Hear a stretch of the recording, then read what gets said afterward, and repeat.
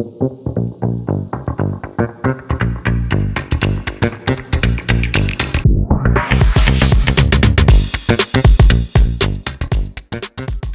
first virtual Rookie Mistakes podcast, podcast 12. Rookie Mistakes, the sports podcast for the sports inept.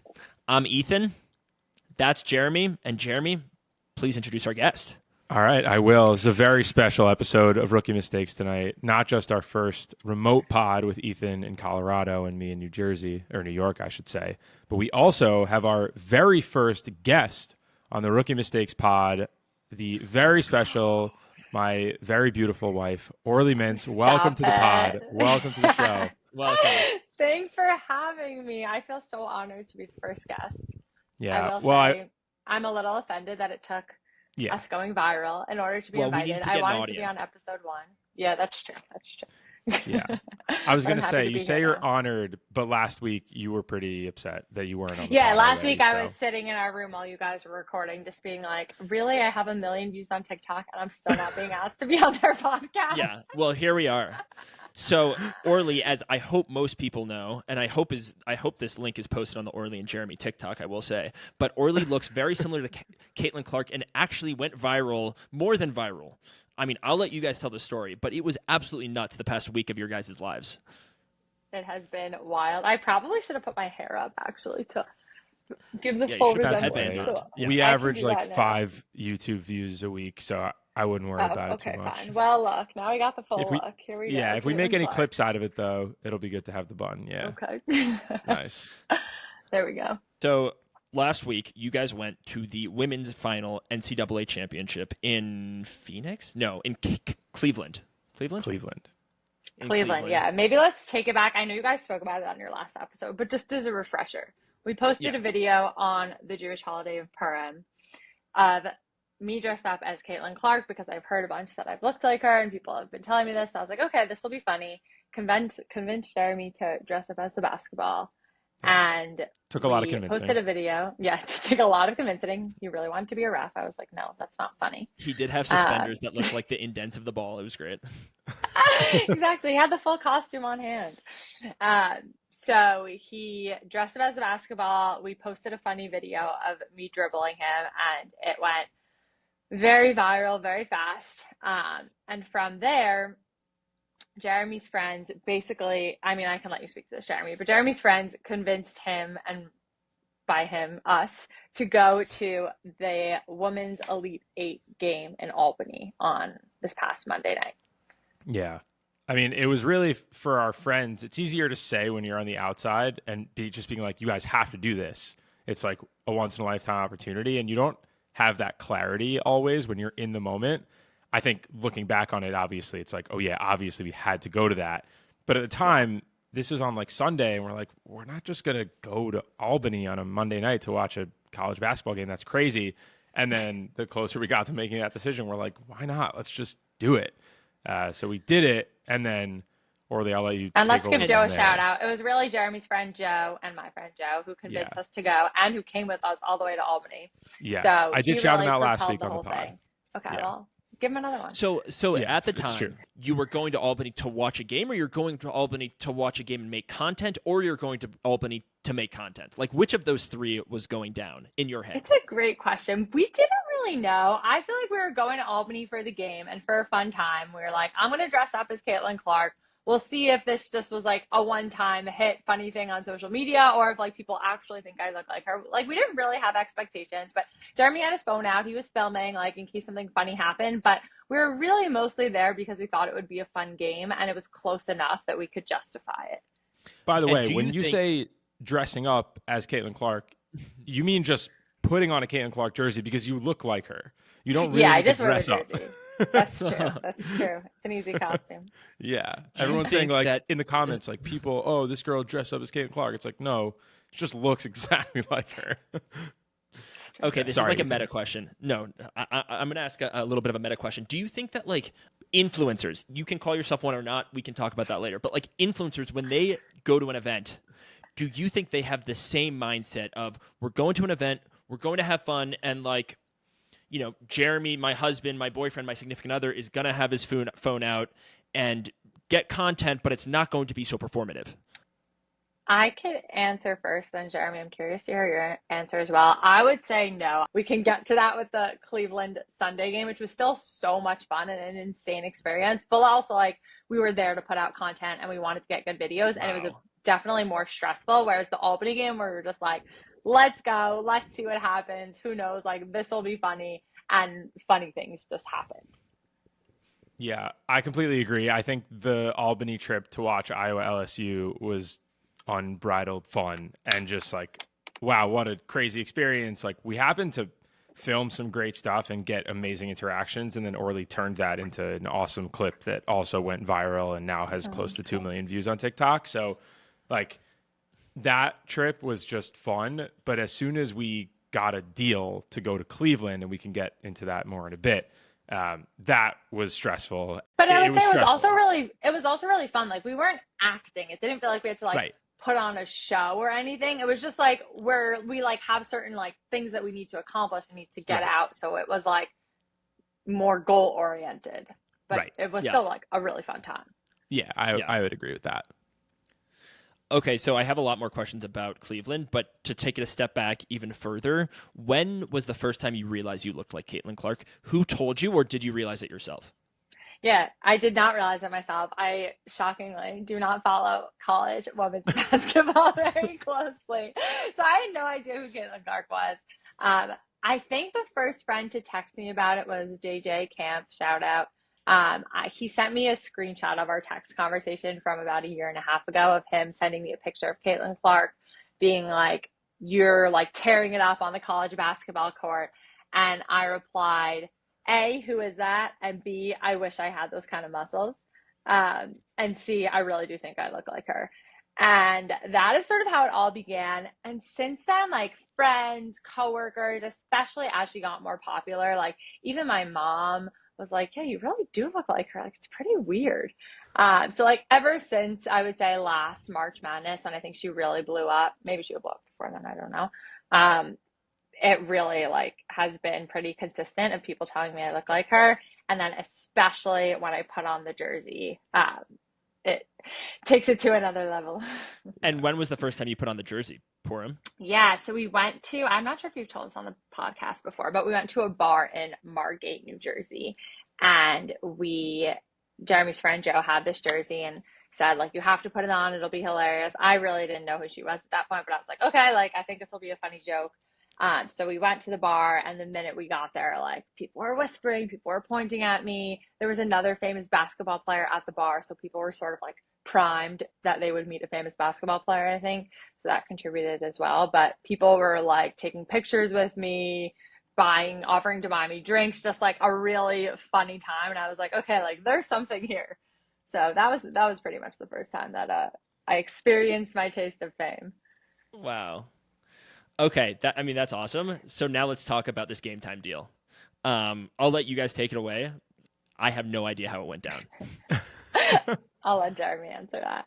Sure. So I can I'll go into more detail as you ask questions, Ethan. But I'll give you like kind of the gist of it is that we got in touch. Someone put us in contact with someone at Game Time, and they had asked like, oh, like I've actually seen. And can you just like, what is Game Time exactly? Yeah, Game Time is a ticketing app. The best app ever. Yeah, shout amazing out app. Game Time. Huge shout out to Game Time. Go to Game Time /Rookie Mistakes /Fake-lin Clark for 10% off your first ticket. Yeah, no, huge shout out to Game Time. They are a ticketing app. You can buy tickets to any event through the app. They specialize in like last minute deals, so you can go to a lot of games for pretty cheap buying it through their app. So someone at Game Time who we were put in touch with is like, oh, I've actually seen these videos, which helps a ton when someone knows the content that you're trying to pitch. And they were like, what did you guys have in mind? And it kind of just went from there. Like, we'll film similar content to what we did for the Iowa LSU game. And we had promised them 2 videos, and we're like, yeah, like these are the 2 videos that we think we can do, because we made 2 viral videos for the LSU game. And they were like, you know what, like we think we can make that work. And from that point, it was just about working out the details, putting things on paper. This person who we were in touch with had to get approval from his boss, and then he had to get the social team on board. And all of this happened. It started last Thursday, and the Iowa-UConn semifinal game was Friday night. And in the span an important detail is that like this whole thing, us going to the game on Sunday, was contingent on Iowa winning this Friday night game, like written into the contract. This contract is only valid if Iowa wins the semifinals. So that was a big stress on Friday night and Saturday, being like, are they going to win? What's going to happen? We found out from a friend that they won, which was crazy. And then we were like, all of a sudden on Saturday, we were like, okay, I guess we have to make plans to go to Cleveland now. Like, this is wild. Yeah, that's insane. Okay, so also, I mean, it's mind-boggling to think that like content that you guys produce, let alone like myself produces, is worth money, right? Like actually like you posting videos of yourself, your like name, image, and likeness is actually valuable. Did you feel a connection to Fake-lin Clark that you think other people, females in particular, don't feel? It's like a weird question, but I'm no. I feel like I do because I would never know her or watch her otherwise. But I really think if you watch her play, you feel a connection to her. Like, she's really electric and really good and like completely dominates, I feel like, the games that she's in. So like I feel a connection because I've now watched so many of her games, but I don't know if that's because I necessarily look like her. Although like I do, I had a lot riding on her. So in that sense, yes, I do feel a connection and I'm very grateful. That's true. She had an insane game. Like that last game, especially the LSU game was like so fun. And she had an amazing game. And then, I mean, it's a lot of pressure. Like, I feel like she, like, not to give my sports analysis on this podcast, but I feel like she really carries the team. And, like, that's a lot of pressure on one girl. So, you know, like, some days she's 100% and some days she's 90%. And some days, you know, it's just not her day. But that's okay. Yeah. Especially when opposing teams are game planning just for her, right? Like, when you're playing Iowa, your whole game plan is stop Fake-lin Clark and let the other people beat you. So she has to work overtime just to get open looks and get baskets. So it's tough. It's tough. Yeah. Also, we can go into the game more, but when we were at the game in Cleveland and the Iowa team walked onto the court and the other team, who was it? South Carolina. This is so embarrassing. South Carolina walked onto the court. Like, they were just two completely different sizes. Like, it looked like one was Little League and one was the MLB or whatever sport we're in. Like, it was just not a fair fight. And like, however good they were, like, these girls just put their hands up and like you couldn't do anything about it. So what are you gonna do? Love that little sports analysis from our guest. That's my take on the big game, you know. Well, my take, I'll give my take now. Yeah, please. My take is I agree with everything you said. Fake-lin Clark, I think she had 30 points that game, was unbelievable, carrying this team to even the championship, let alone what she did in the game. I mean, she made it a game when it didn't need to be. And at the end of the day, like, Iowa, even being one of these powerhouses in women's basketball, is pretty crazy. And like, it is a testament to like what one person can do to contribute to an overall team. So that's what I got, Jeremy. Yeah. I mean, while we're talking about the game, I'll give you my very basic analysis that I feel like has been repeated a lot. She had 18 points in the first quarter and dominated, and Iowa had all of the momentum and all of the juice behind them. And as the game wore on, South Carolina just was clearly the better team, was bigger, was dominating on the boards. Like, they really just wore them down. And Iowa's initial run to start the game. Iowa had more spirit. Iowa had the spirit. Sure. Iowa had the spirit. Iowa had the heart and they had the ruach and the love of the game. The ruach, that's the only way to put it. Yeah. Yeah, I guess that only gets you so far. And this is what it's like having a girl on a sports podcast. Yeah. Yeah.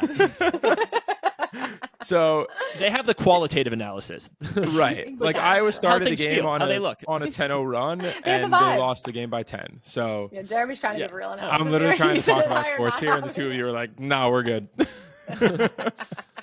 Well, I should have known this wasn't going to be a sports episode. Yeah. Also, what I was just reading on ESPN as I was prepping 20 minutes before this podcast is that the women's championship had more of an audio and a viewership like network wide than the men's championship. Was the first time that's ever happened in March Madness.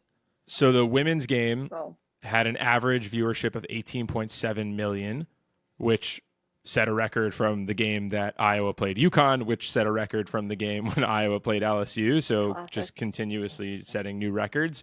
The men's game yesterday, UConn against Purdue, was 14.6, I believe, 14.6 million viewers. So the women's game outrated them by 4 million viewers on average, which is really insane. And the crazy stat is that it was the highest rated basketball game on ESPN. Oh, please. Men's, I'm sorry. I don't believe these statistics. It is always the highest rated game on some network. It's not ever. It's the highest rated. That's just because you're listening to Rookie Mistakes and you're getting these good tidbits. Okay? Not everyone knows these things. It was the highest rated game, men or women, college or professional, since 2019. I tried to find what game that was in 2019. I couldn't find it. What does it mean to rate a game? Like send out a survey? Like how much did you enjoy this game? Like 1 out of 5? Rated in terms of viewership. That's just the term that they used. I'm pretty sure the 2019 game was Miami Celtics in the championship. No, I'm kidding. I was like, I don't think so. Or if you pull that out, that'd be crazy, though.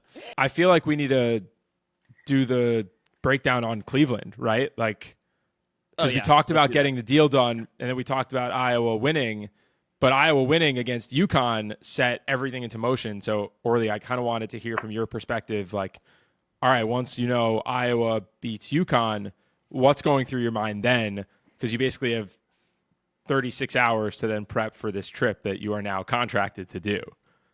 Yeah, so I was really excited. Like, first and foremost, it was excitement because we talked so much about this deal and we were hoping for it, and you did so much work to get it done. And like, it would have been really sad if it fell through because Iowa didn't win. So it was like real pure excitement. And then also definitely some nerves of like, we're going all the way to Cleveland. How are we going to get there? What are we going to do once we're there? What kind of content are we going to get? Like, what's it going to be like? So like, definitely a mix of excitement and nerves. And like, for this to be like our first influencer-y type of event and have it be such a big game was like, felt a little bit out of our league, but also we were kind of just like, whatever, like anything can happen. And it's just such a cool, fun time. So that was really what was going through my mind. I don't know if you have anything to add to that, Jeremy. I just remember you being like a little stressed, and very reasonably so. Like, there was excitement, and I personally was very excited because I know that I am not the face of this monster that we've created, which is Orly and Jeremy, which is really just Orly looking like Fake-lin Clark. So I was very excited. Hey, our other TikToks have some views. Well, now they do. I was gonna say, like, That's if they true. like went back to the original TikToks on your channel, it's just like you guys doing random shtick. Yeah. People are probably like, "What is this?" But that's our true which content. is what we're gonna get back to eventually. We hope, but.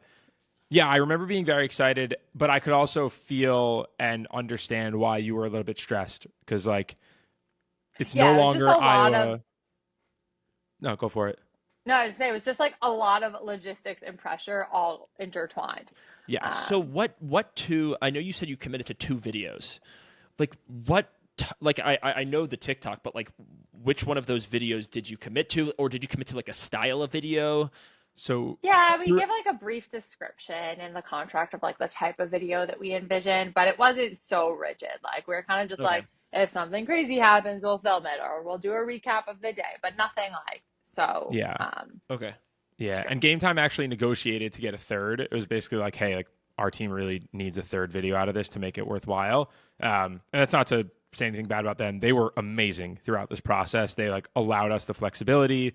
They trusted like our creative vision, or really Orly's creative vision, on all the videos. So yeah, I think like the 3 videos that we were contracted to do, we got done as close to the way we wrote it up as we could. But they also like gave us a little bit of flexibility within that. And did was Game Time happy about how things ended up? I mean, obviously, we hope so. Win, so that's okay. Like, yeah, like I don't really know how that looks. Like, yeah, there's no like evaluation. It's not like we were doing something where they gave us a code that people had to use, and if you get a certain number of people, like there was nothing like that. This is really just like PR for us and PR for them, and like from our view, it was a very successful partnership, and like we had a great time, and hopefully they view it like that as well. Yeah. I sent a text to the person we were in touch with And I kind of left it open-ended where I was like, we had such a great time. Thank you again. Like, hope you and the team got value out of this. Or like, I don't remember exactly how I phrased it. I was hoping we would get some sort of response indicating whether or not they saw it as a success. But because it wasn't like a work thing I would have asked if they can like share insights, but this wasn't exactly that. So we didn't want to put them in a spot where they were like, actually, this was a huge flop for us, and then we feel bad about it, and they like feel bad telling us that. So we hope it was a success for them. But yeah, we don't know for sure. That's fair. And Jeremy, were you slicing and dicing the videos on Premiere? No, certainly not. Orly was our editor. Let's go. Because she is very, very good at it. She puts everything in InShot and then just goes to work. It's very impressive to watch. And B, because a lot of our editing is done in the car, and I am our driver. So yeah, we can get to that next. Wait, so Orly, are you editing the videos on your phone? Yeah, I edit on my phone. It's kind of crazy. Psycho. I know. That's crazy. Someone else asked us how we edited it, and I said that, and they were kind of like, huh? But it's just like the way that I know to do it. What are you using? Like TikTok editing tools? No, I use InShot, which is an app. I like pretty much do it all there, and then I export it to the different social media platforms. I don't know. It works for us. Also, like, that's crazy. I mean, that's it happened impressive. So quickly. I didn't really have to learn. Like, I didn't have time to learn like legit editing skills. But so it far, looks better than our rookie mistakes clips, which cost $23 a month on Adobe Premiere. So, well, you can hire me. Yeah, maybe we will. Okay, so we left off at Saturday. Saturday night, we basically it was a complete rush after Shabbat ended to make a video, pack all of our stuff, organize our apartment to get going, and then get the car and start driving to Cleveland. So Saturday night was really a rush. And Orly, do you want to explain why, or for anyone who's listening who doesn't know what Shabbat is or what our limitations were, why it was such a rush on Saturday night? For sure. On Shabbat, we do not use our phones. We don't use electronics. We can't pay for anything. We don't travel anywhere. So it made it necessary that we would do all of these things Saturday night in order to get to Cleveland by mid-morning on Sunday to make this all happen. And another very important caveat is that this was, and I say this with no authority, but just based on my feelings, this was the most expensive weekend in the history of the world to travel to Cleveland, because it was the Final Four on Sunday and the solar eclipse on Monday that was passing through. So the ticket for the price of going to Europe, you could go to Cleveland. It was that expensive. So we were like, okay, we are taking a car. We're road tripping this. Also, we thought it would be fun. Also, important caveat, I can't drive on a highway. So Jeremy did all of the driving to get there and back, which he offered to do. So a lot of our time was spent in the car as part of this experience, which is what Jeremy was saying, is that's where I got a lot of my editing done. Nice. Yeah. So Saturday night, we got in the car. We basically recorded our announcement video that you were going to do and grabbed all our stuff, ran to the car, hit the road, drove as far as we could. And all the while, Orly is editing the announcement video that we're going to Cleveland thanks to Game Time. So all this is coming together as rapidly as possible. And we basically drove until I couldn't drive anymore, until my eyes shut. So we stopped at a hotel along the way. What time was this at? What time was this at? This is at 1:30 in the morning. Okay. Yeah. Yeah. And the game was at what, 11? Started at 11? 3 o'clock. 3 o'clock. The game started at 3, but we have to be there for events starting at 11 or 12. So okay, we got to the hotel at 1:30, slept for 4 hours maybe, and then woke up, got dressed, filmed a little, and then got right back on the road to Cleveland. Also, Orly, from the second she woke up, is all right, I have to film, because she had to get in her full Fake-lin garb, which is just getting dressed up, putting on the jersey, putting on the headband. So she filmed everything from 6:30 in the morning when we woke up until basically the end of the day. So yeah, it was go from the second we woke up on Sunday. Yeah, but we were running on a lot of adrenaline. Yes, or I for was sure. at least. I don't know. So what were these like pre-game rituals you had to take part in at 11 o'clock, or just like game time, Strictly like at 11 tailgates? Yeah, so we went to a pre-game / pep rally at a bar where all of the Iowa fans were congregating, which was awesome. It was just like everyone's so excited, asking to take pictures with me, dancing, everyone's drinking, having a good time, getting excited for the game. Like, it was just a great vibe at this bar. And then from there, we went to, what do they call it? Like the red carpet? Yeah, the red carpet. And shout out to The red Lucy carpet. Roden, who works with the Dan Levitard show, who like brought us to the pep rally, like She was our showed tour us guide. around. She was basically our tour guide. Yeah. But Orly certainly overshadowed everyone at that event. Well, She could not. I wouldn't quite say that. Well, she couldn't walk 5 feet without people taking a picture with her. You didn't overshadow anyone. It's just you were the woman of the hour. It was a funny time. People were. Did most of the people think you were Fake-lin Clark, or think you were a doppelganger, or think you were a sister, or think you were an aunt or a daughter? No, so at this point, so this is when really we realized we're like, we have created a monster here. Like, people from the second we got out of the car were coming up to us on the street being like, you're that girl from TikTok. I've seen all your videos on social media. Like, I need to get a picture with you. Like, you're the Fake-lin Clark lookalike. Like, people at that point didn't think I looked like Fake-lin Clark. I think they were surprised when they saw me of like, wow, like, you really do look like her. Like, this is crazy. Also, like, I'm more built like her than I think it seems in the videos. Like, I'm pretty tall. So I think people were like, wow, like, you really do have the resemblance. But more so, they were just like, we've seen your videos. We want to be getting a picture with you, or we want to try to be in them. Like, I feel like people were like playing into it in a way that we were really just like, wow, this is nuts. Yeah. That is nuts. I think we didn't really know what to expect. The second we walked out of the parking lot onto a street that was basically deserted, the only people who were there was this father-daughter duo.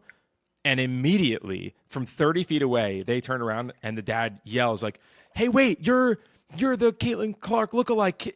Can you take a picture with my daughter? This is like minute one when we got out of the car. It was really sweet. Everyone we met who asked for a picture, though, was like so polite and nice and just excited. Like, it wasn't, excuse me, it was a lot because it was a lot of pictures and a lot of attention and like nothing like I'm used to or have ever done before. But in terms of like meeting people, like, it was such a cool experience and everyone was just like so happy and excited and like fun to talk to. So that part was really great. Yeah. Everyone was incredibly positive. Like, social media is a mixed bag. You don't know what you're going to get. But all these people were like, this is so fun. This is awesome. Like, we're here for it. We support you. It was very cool. Yeah. That is so crazy. Yeah, it was awesome. Okay, I have to ask, which is like, what is the next thing? Like, is this just going to fade into the distance? Is this something you guys want to sort of try to think about making a long-term vision for? I mean, Fake-lin Clark's playing in the WNBA, so like, how does that play into things?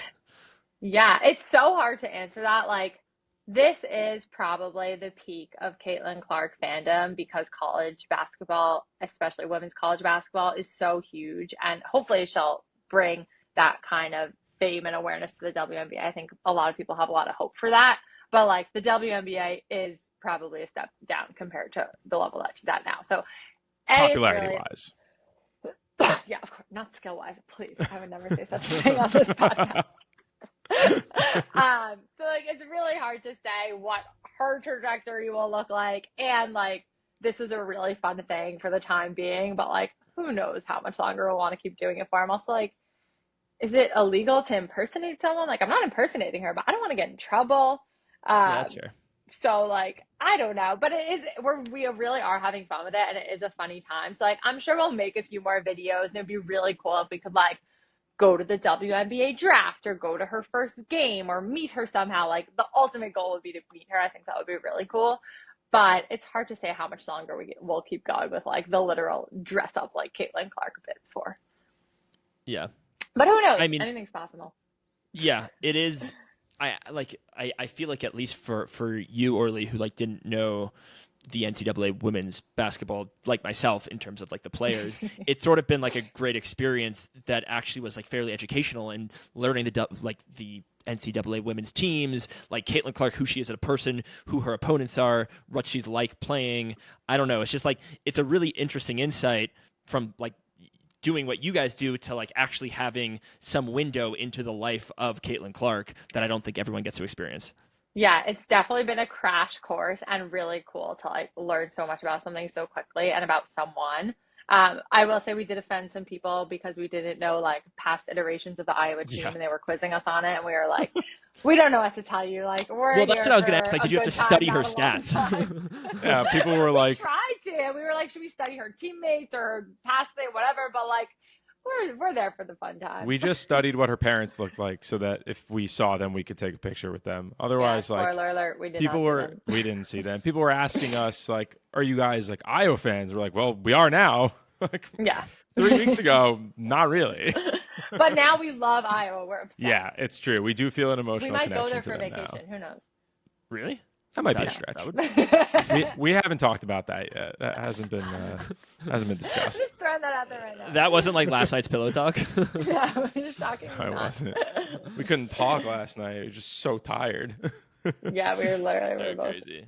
Yeah, It's crazy. But Ethan, you mentioned like getting a taste of Fake-lin Clark's life a little bit, or you could probably speak to this a little bit better. But we were kind of talking about how for those 9 hours while we were in Cleveland, like that was a genuine taste of fame and what famous people go through on a daily basis. Like, can you talk a little bit about what that felt like, what that actual experience was like? You basically couldn't walk 3 feet without someone stopping you to take a picture.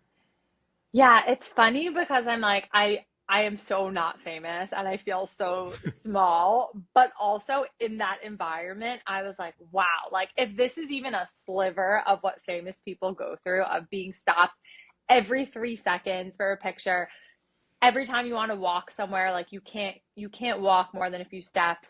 If you deny someone a picture, you feel bad and rude. Like you really have to be upbeat and friendly. And we were all of those things, and like we were genuinely excited to be there, but it was exhausting and mentally draining and physically draining. And I cannot imagine people who do this on a bigger scale. Like I have a lot more empathy for them and admiration for them because it is no joke.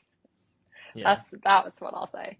Yeah, Our at reflections are. halftime, Orly and I were hungry, and we were like, you can't go get food. Like, you need to stay in the seat. I'll go get the food for us, because if you leave and walk into the concourse right now at halftime, like, it'll take us a half hour to get back to our seats. So Yeah. it was really, I've been saying this to people.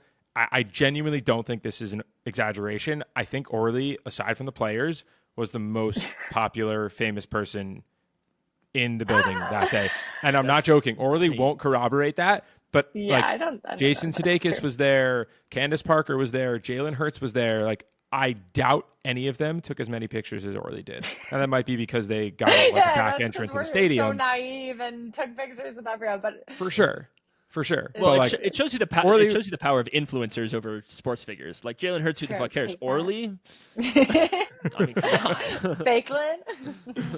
yeah, so it was pretty eye-opening. Yeah, it was That's cool to awesome. watch. It's Also, so like, cool. shout out to you, Orly. It was very cool to watch you handle all of it very gracefully.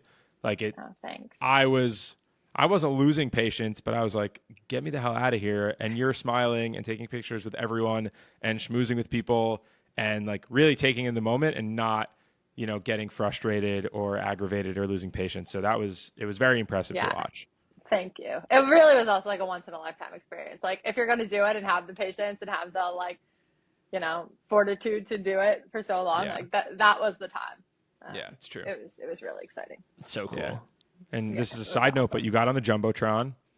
I For did get anyone on who the hasn't seen the Jumbotron. TikTok that we just put out, you made a poster. Oh, wow. Follow us, like it. Let's Oh yeah, go. should I do a little promotion? Follow Yeah. Orly and Jeremy on TikTok and on Instagram. And And can you Let's spell your all name? post. Because a lot of people spell it the wrong way. oh, of course, ORLY and Jeremy, JERAMY. Funny, very funny. For those of you who don't know, that was a joke. JEREMY. So don't spell it wrong. Now people aren't going to know where to find our account. I was Exactly. spelling it like the You see Jeremy what you're on Love doing? Island. I mean, not Love Island. It's Love like is the Blind. Jersey. It's That's like a the good Jersey bit. accent, Jeremy. Jeremy. It's not the Jeremy. That's how the guy on Love is Blind spells it. I know. But You can each whatever. impersonate. But we don't love him. So Didn't get a good edit. But yeah, Orly made a sign that said, "Put me in, coach." And before the game even started, she got on the Jumbotron, and there was a noticeable applause in the arena because half the arena had met Orly at that point. So you get that on vid? We got a video of it. Oh, let's go. Check out our TikTok. You can see it. But yeah, it was a crazy experience that we will remember forever. I feel like we're on the way back. We're like, this is something like, God willing, we'll tell our kids and grandkids about and like be talking about for a long time. Like it was a lot of effort, but it was definitely worth it and something that'll stick with us. Yeah. Awesome. It was so very cool. Any missing pieces from the story, Ethan, that you're curious about?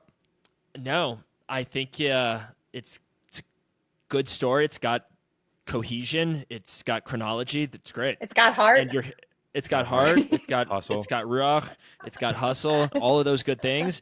Now you're back. Next time I see you guys, you won't be in the mix of things. Hopefully things will be a little bit settled. But it was a crazy or we'll 2-week blow up sprint. and have or you'll blow up again. Followers. Yeah, and then I won't even be allowed in your apartment. I'll have to pass the security guard. Have him pat me down. Anyway, Jeremy, do you have anything for Hold My Beer this week? No, Hold My Beer was the NCAA tournament. We do need to give a shout out to Max Alper for winning our March Madness bracket, our rookie mistakes bracket. So shout out to Max. He had huge UConn shout out over to Max. Purdue. Good for him. I'm seeing him tomorrow. He had that last pick, UConn over Purdue, which put Sarah in second place, I believe. Yes, or actually, sad. maybe even not, because she didn't have the last. She dropped. Wait, should we talk about UConn winning for a second? Like boring. Yeah, predictable. Honestly, there were no good games in the men's bracket. I felt like, especially at the end, like I wanted that 11 seed to win. That would have made it interesting. But like everyone said, UConn was going to win, and then they won. Great. Well, I don't want either of you to roll your eyes at me for sharing this stat, but it was the largest point differential for a team throughout the tournament in history. They won their games by a combined 141 points in the tournament. So you're saying they really deserved it. They just absolutely dominated everyone. So they were clearly far and away the best team. Maybe next year they should spread the wealth, give some of their players to lesser teams, and then we can have a more competitive league. You heard it here first. True. Hashtag communism in the NCAA. Anyway, so shout out to Max. So first place wins the whole pot. We're also getting him a Rookie Mistakes T-shirt. We are. And I'm seeing him tomorrow night. Hopefully he'll buy my dinner, but we'll see. Yeah. Wait, I also heard that all your guests get T-shirts. Was that right? We haven't talked. No executive. I didn't realize how expensive the right T-shirts now. were, to be honest. Yeah, they're pretty pricey. They are pretty pricey. Anyway, guys, welcome home. And I think that wraps it up. I think that's about it. Thanks for having me on. I appreciate it. Yeah, our first shot with a remote recording. Our first guest. Very, very happy that it was you, Orly. This is you guys have the exclusive interview, by the way. I'm not. We do have the exclusive on Fake-lin Clark. Yeah, you know. But thank you guys for listening. Don't forget to follow on @RookieMistakes_pod, Instagram, TikTok, YouTube. You can watch this on YouTube every week. Don't forget to follow, subscribe wherever you get your podcasts. Share it with a friend. All of that goes a very long way. But thank you guys again. And thank you, Orly, for joining. Of course. Thanks, Orly. Thanks. All right. See you all next time. We'll see you all next week.